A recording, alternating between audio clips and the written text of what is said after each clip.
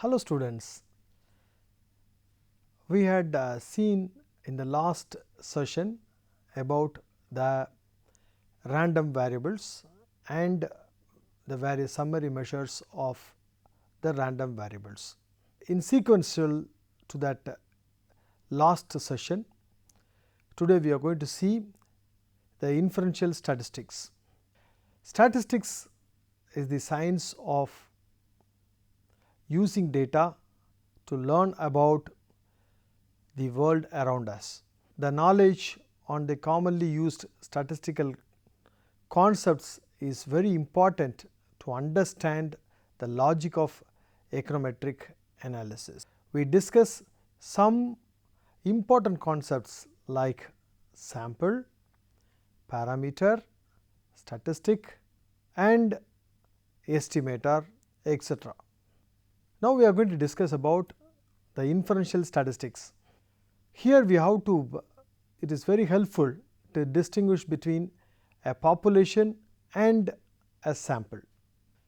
Population is the entire group of items that interests us. It may include individuals, firms and countries, etc. Sample on the other hand is part of the population that we actually observe. Descriptive statistical tools help to answer questions about unknown characteristics of the population using the data obtained from the population.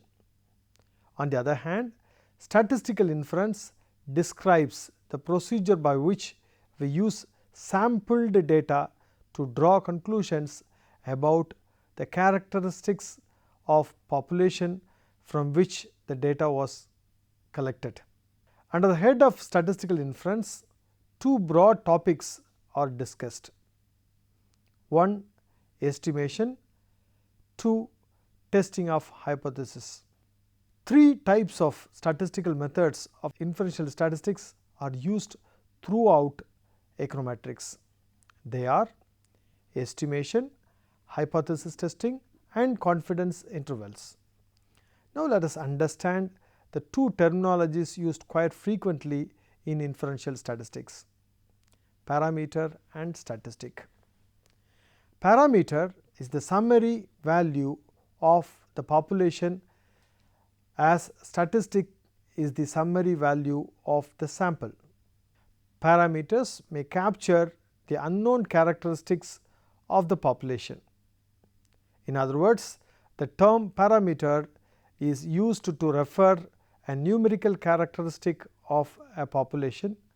Therefore, a parameter is the summary number like an average, median, mode, standard deviation that describes the entire population. The most frequently referred parameters are population mean denoted by mu and the standard deviation denoted by sigma. Parameters may also include regression coefficients that determine the direction and the strength of relationship among variables. For example, MPC in a consumption function, any measure defined with sample observations are called statistic. Numerical characteristic of the sample statistic. Statistic is a general name given to all derived, calculated or computed values of sample data. Estimation is concerned with computing best guess numerical values for an unknown characteristic of the population called parameter from a sample of data called statistic.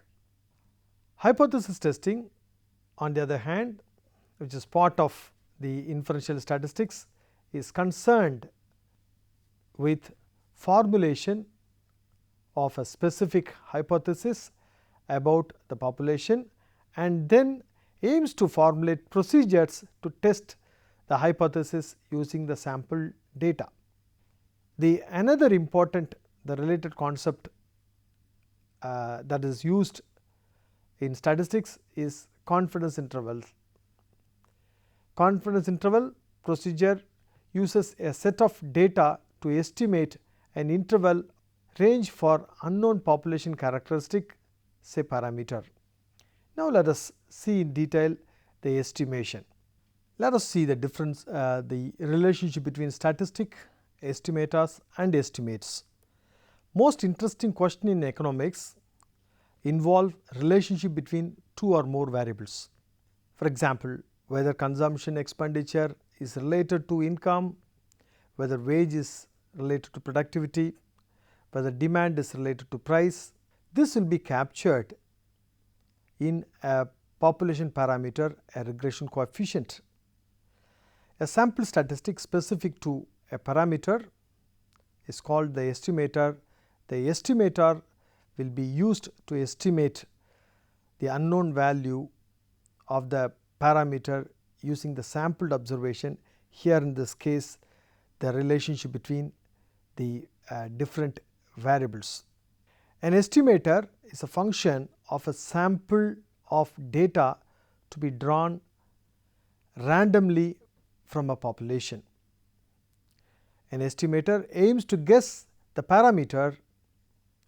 The estimator would be denoted as theta hat is the symbol quite often used to denote the statistic, and theta is the symbol used to denote parameter.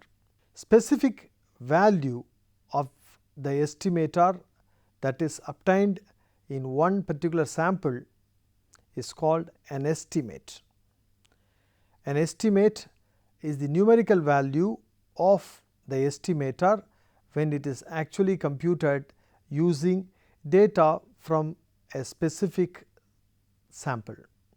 Most importantly, estimator is a random variable because of randomness in selecting the sample, while an estimate is a non-random number. The estimator, a random variable, will have an associated probability distribution function. This PDF would be called sampling distribution.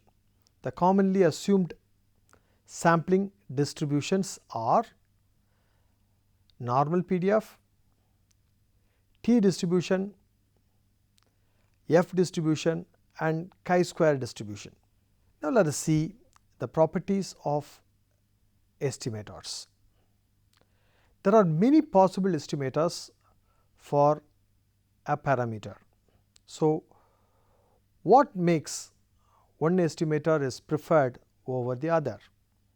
As we know, estimators are random variables. The question of preferring one estimator over the other can be phrased more precisely as: what are desirable characteristics of sampling distribution of an estimator? The estimator must be as close as possible to the parameter. The sampling distribution of the estimator must be highly centered around the unknown value of as possible. This leads to an explicitly desirable characteristic of an estimator as follows: unbiasedness, that is lack of bias, consistency and efficiency. Let us define unbiasedness. Unbiasedness is defined in the repeated samples context. The mean or average or expected value of the estimator would be equal to the value of the parameter itself. That is, expected value of theta hat is equal to theta, because the bias is defined as theta minus expectation of theta hat. Therefore, the unbiasedness is obviously bias 0. Therefore, expectation of theta hat is equal to theta. On the other hand, we can also define consistency. It is defined in the large sample context, When the sample size is large, the uncertainty about the estimation of theta arising from random variations in the sample is very small. Otherwise, probability of the difference theta hat n minus theta less than epsilon is equal to 1 as n tending to infinity. That is, p lim n tends to infinity, theta n hat tends to theta. In other words, larger the sample size, with certainty the estimate would tend to parameter. Efficiency is the another criteria. We may define efficiency in the following manner. While the unbiasedness and consistency characteristics is defined in terms of the mean or expected value of the estimator, efficiency is defined in terms of the variance of the estimator. Suppose we have two estimators for a parameter, say theta hat and theta tilde. Assume that both are unbiased. Now, theta hat is said to be efficient if variance of theta hat is less than variance of theta tilde, or theta hat's distribution is the highest around the mean among the two estimators. Now, let us see this description using the diagram.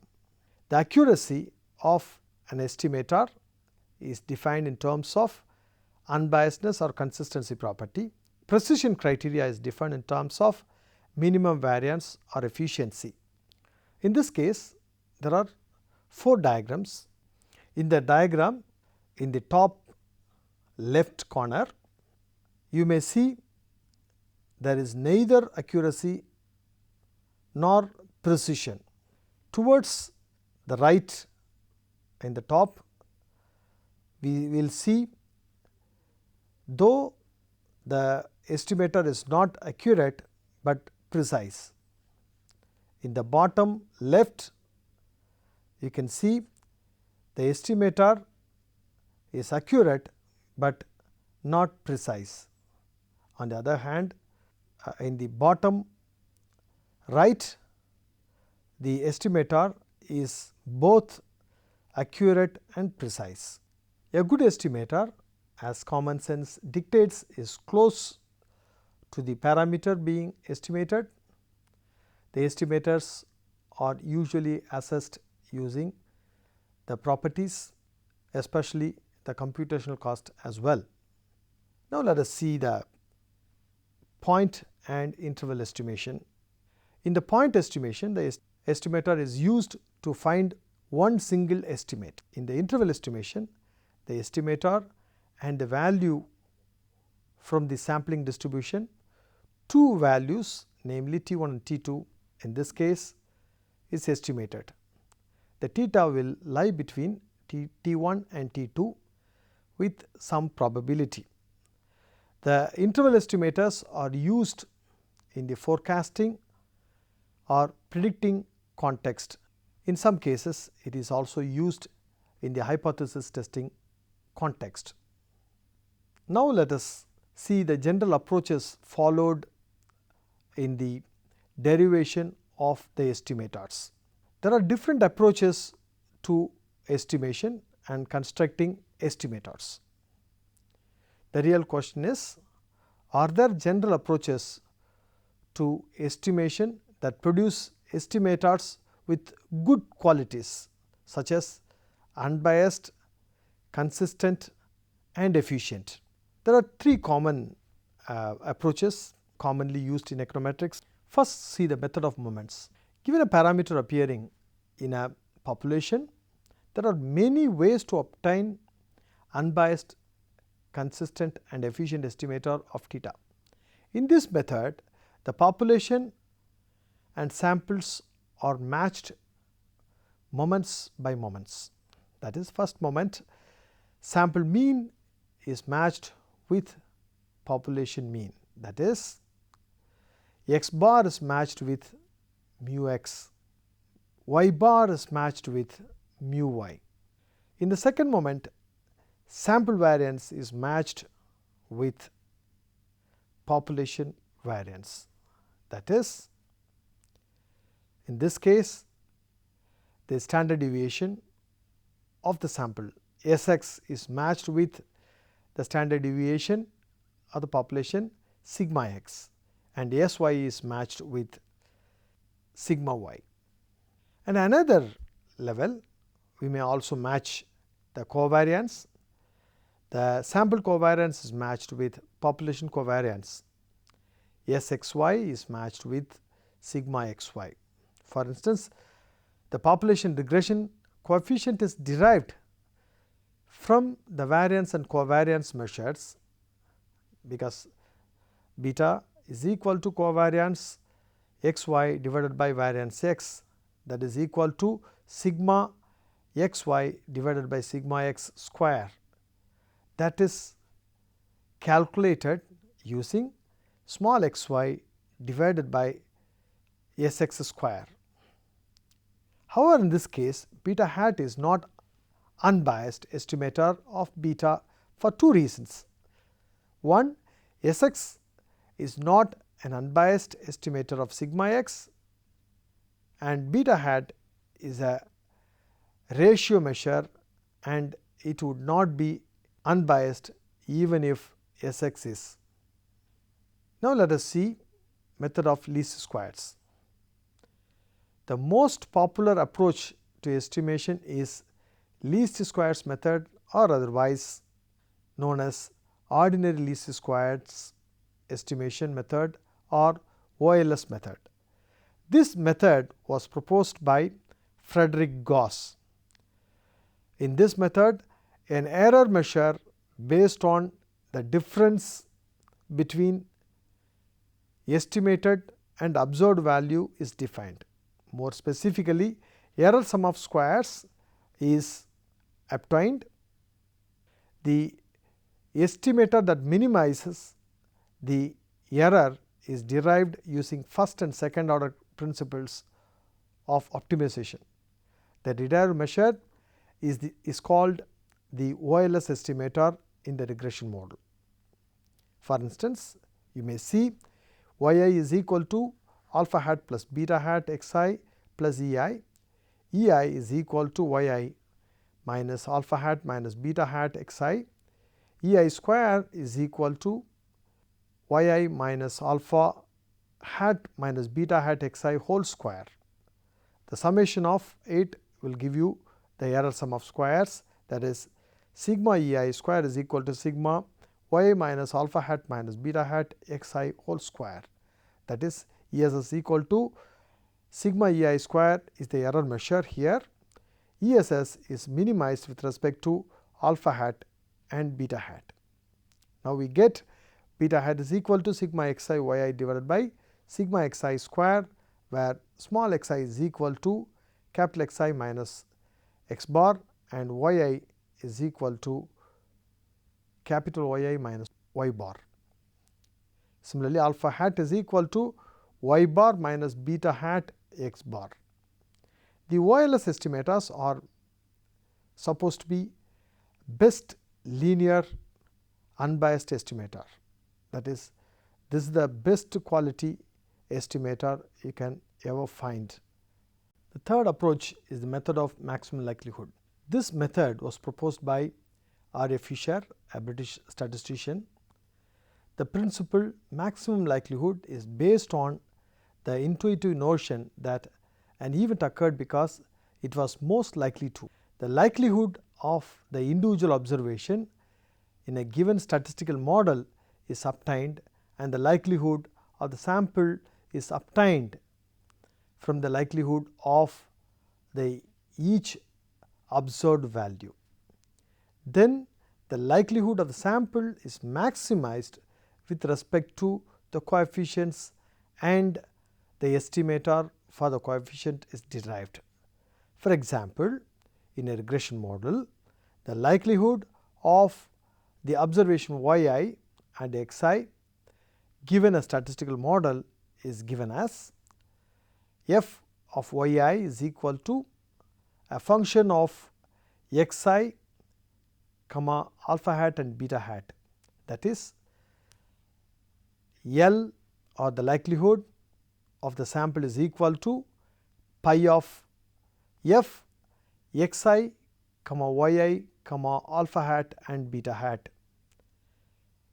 This likelihood is maximized with respect to alpha hat and beta hat. We obtain the MLE estimators as given. Alpha hat is equal to some function of function g1 of xi comma yi and beta hat as some function of g2 of xi and yi. Now, let us see in detail how hypothesis testing is done. Before going into the procedure, we will see some of the basic ideas of the hypothesis testing. The hypothesis testing, a statistical hypothesis about the values of some parameter in the hypothetical population from which sample is drawn. The hypothesis may be simple or compound. If the parameter has a specific value, such hypothesis is called simple or point hypothesis. If the parameter has a specified interval, such hypothesis is called complex or interval hypothesis. Hypothesis testing is a systematic procedure that answers the question whether the population and sample results concur.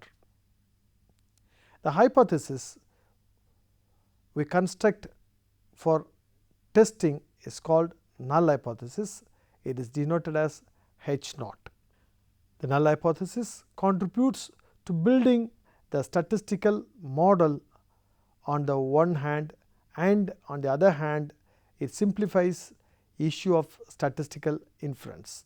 The common statistical models of sample statistic are as follows. They are F statistic model, chi-square statistic model, z-test statistical model and t-test statistical model. An important concept in the statistical hypothesis testing is type 1 and type 2 errors. Let us see those concepts. In statistical test theory, the notion of statistical error is an integral part of hypothesis testing. Two types of errors are possible. They are type 1 and type 2 errors. Let us see the table. In the table, there are row wise and column wise descriptions are there. In the row wise, we reject null hypothesis and we fail to reject the null hypothesis that comes in the row. In the column, null hypothesis is true and null hypothesis is false. Now, let us see the first cell in the table. We reject the null hypothesis when the null hypothesis is true is the type 1 error. We reject the null hypothesis when null hypothesis is false is correct decision. We fail to reject the null hypothesis when null hypothesis is true, that is also correct decision. Last cell, we fail to reject the null hypothesis when null hypothesis is false. So, type 1 error is the rejection of null hypothesis when it is true. In the type 2 error, we do not reject the null hypothesis when it is false. So, type 1 error is otherwise called the false positive and type 2 error is otherwise called the false negative. Now let us see the idea of level of significance. The maximum allowable probability of making a type 1 error is called the level of significance. It is denoted as alpha, that is, the risk of accepting the null hypothesis is alpha. The common choice for the level of significance or alpha is equal to 0.05, or otherwise it is called 5% level of significance, and alpha is equal to 0.01 or 1% level of significance. This can otherwise be conceived as the probability of a false rejection of the null hypothesis in a statistical test. Geometrically, the level of significance is equivalent to the area of critical region. Based on this region, in a distribution of sample statistic, decisions are made according to the value of sample statistic. The decisions are made in affirmatives, true or false, on the statistical propositions involving parameters called null hypothesis. Test statistic is an important measure. This is important in two contexts. One, in the specific context, the test statistic corresponding to that context has to be chosen. In econometrics, there are two important contexts in the regression model. One is hypothesis relating to the regression coefficients and hypothesis relating to the model on the whole. In the first case, t statistic is used. The test statistic in that context is nothing but t is equal to beta hat divided by standard error of beta hat. In the general context, in choosing the general regression model, the f statistic is used. The f statistic, test statistic, is equal to beta hat square sigma xi square divided by sigma hat square u. Now let us see the decision rule adopted in the hypothesis testing. The traditional test of significance involve the following steps. Decision rule for hypothesis testing. The traditional test of significance involve the following steps. Set up a null hypothesis, choose the appropriate test criterion, set up a suitable significance level and degrees of freedom to compute the theoretical value of test statistic, namely table value, compute the test statistic from sample data, that is calculated value, make decisions based on calculated value and table value. For clarity, the steps may be elaborated further. Stage 1. It is to be noted that the null hypothesis is specific to the test of significance. For instance, for t test, h naught is equal to beta is equal to 0. For f test, the null hypothesis h naught is equal to r squared is equal to 0. Now let us see the stage 2. In the social sciences, the level of significance is taken to be 0.05, and few more information like degrees of freedom shall help to find the theoretical value of the statistic called table value.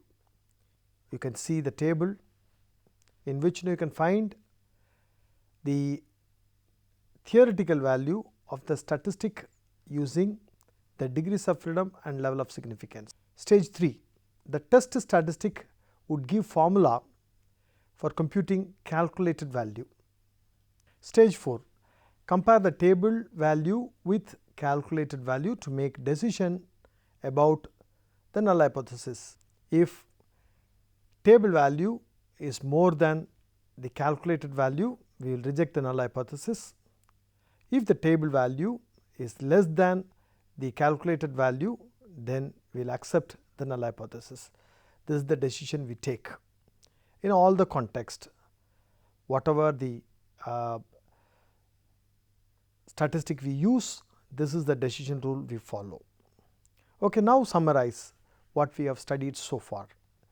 In this session, we discussed about the important notions or concepts of the inferential statistics. We saw the components of the inferential statistics, namely the estimation and hypothesis testing, and the various concepts relating to this.